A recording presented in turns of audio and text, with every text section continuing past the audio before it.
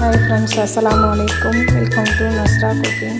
என்ன பார்க்க போகிறோன்னா முருங்கைக்கீரை இட்லி பொடி எப்படி செய்கிறதுன்னு பார்க்க போகிறோம். முருங்கைக்கீரை கொஞ்சம் காய வச்சு எடுத்துக்கோங்க.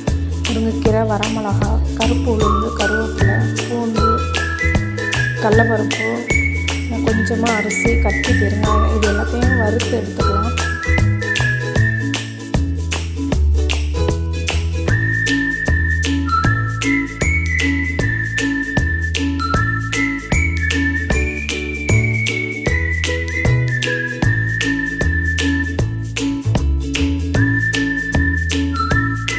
இப்போ எல்லாத்தையும் வறுத்து எடுத்தாச்சு.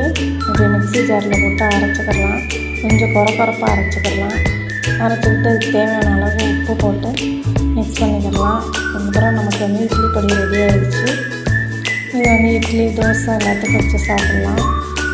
சாப்பாட்லேயும் போட்டு நெய் ஊற்றி சாப்பிட்டா டேஸ்ட்டாக இருக்கும். ட்ரை பண்ணி பாருங்கள். இப்படி இருக்குன்னு கமெண்ட்டில் சொல்லுங்கள். மறக்காமல் நம்ம சேனலை சப்ஸ்கிரைப் பண்ணிடுங்க.